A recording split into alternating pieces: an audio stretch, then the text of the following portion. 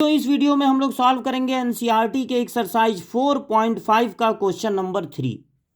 1 से लगाए 6 तक के लिए क्वेश्चन ये है कि आपको कंसिस्टेंसी पता लगानी है। तो ये थर्ड क्वेश्चन है, 2 क्वेश्चन पहले के वीडियो में लग चुके हैं। अगर आपको पता लगाना है कि ये जो दोनों इक्वेशन दिए हुए हैं उनका जो सॉल्यूशन होगा वो कंसिस्टेंट होगा या इनकंसिस्टेंट, तो सबसे पहले एक मैट्रिक्स बनाएंगे ये एक्स और वाई के कोफिशिएंट्स को लेकर। एक्स का कोफिशिएंट यहाँ पर क्या है 1 और यहाँ पर क्या है 2, वाई का कोफिशिएंट है 3 और यहाँ पर है 6। इसे आप कहेंगे मैट्रिक्स ए। एक और मैट्रिक्स बनाएंगे एक्स वाई से, इसको कहेंगे मैट्रिक्स एक्स। और इक्वल टू के दूसरे तरफ जो नंबर्स हैं उनसे एक मैट्रिक्स बनाएंगे, इसको कहेंगे मैट्रिक्स बी। और जैसा कि आपको फर्स्ट और सेकंड क्वेश्चन में बताया गया था, ये देखिए सेकंड क्वेश्चन का सॉल्यूशन था ये। तो ये फार्मूला अब आप पहले पढ़िए। ए जो आप बनाए हैं अगर उसके डिटर्मिनेंट की वैल्यू 0 ना आए तो यूनिक सॉल्यूशन होगा, मतलब एक्स और वाई की एक एक वैल्यू होगी जो दोनों इक्वेशन को सेटिस्फाई करेगी, तब होगा कंसिस्टेंट है। अगर ए की वैल्यू 0 आ गई तो एडजॉइंट ए भी निकालना पड़ेगा आपको, उसमें बी का मल्टीप्लाई करके देखना पड़ेगा। अगर वो भी 0 आ गया तो इनफाइनाइटली मैनी सॉल्यूशन होंगे, तब भी आप कहेंगे कि कंसिस्टेंट है। लेकिन अगर इन दोनों का प्रोडक्ट 0 नहीं आया तो आपका जवाब होगा इनकंसिस्टेंट है, क्योंकि तब ये जो लाइनें हैं उनका नो सॉल्यूशन होगा, कोई सॉल्यूशन मिलेगा ही नहीं। तो ये फार्मूला था जो कि सेकंड क्वेश्चन में आपको बताया गया था। अब देखिए यहाँ पर आपको क्या करना है, ए के डिटर्मिनेंट की वैल्यू निकालनी है। तो इन एलिमेंट से, जिससे मैट्रिक्स बना है, उससे आप बना लेंगे डिटर्मिनेंट। और जब इसकी वैल्यू निकालनी होगी तो 2 × 2 के डिटर्मिनेंट की वैल्यू निकलती है क्रॉस मल्टीप्लाई से। पहले ये प्रिंसिपल डायगोनल का मल्टीप्लाई होता है, तो ये होगा 1 6 या 6, फिर अपने तरफ से माइनस लगा देते हैं और अब इनका मल्टीप्लाई होगा 6। क्या मिला? 0। गड़बड़ हो गया, 0 मिल गया, यानी आपका काम बढ़ गया। अब आपको क्या करना पड़ेगा? Now we have to find adjoint A. अब हम लोगों को क्या पता लगाना पड़ेगा? एडजॉइंट ए, क्योंकि अब एडजॉइंट ए और बी का मल्टीप्लिकेशन ये तय करेगा कि कंसिस्टेंट है कि इनकंसिस्टेंट है।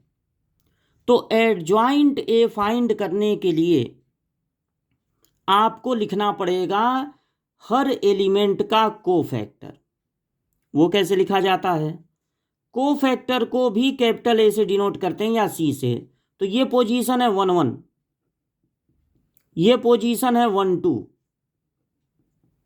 ये वाली पोजीशन है, ये पोजीशन है 1 2 ये वाली, और ये 2 1 दूसरा रो पहला कॉलम, और ये 2 2। पहले लगाना है सिंबल, ये को क्या आप फाइंड करने जा रहे हैं? कोफैक्टर। तो पहले लगाना पड़ेगा सिंबल। पहले रो का सिंबल स्टार्ट होता है प्लस से, प्लस माइनस और आगे रहता तो प्लस, और दूसरे का शुरू होता है माइनस से, माइनस प्लस और आगे रहता तो minus, minus plus minus plus. पहले का प्लस से शुरू होगा, दूसरे का माइनस से। अब कोफैक्टर में और क्या करना है? इसका कॉलम और रो छोड़ देना है, बचेगा 6, यहां लिख देना है। इसका कॉलम और रो छोड़ देंगे, बचेगा 2।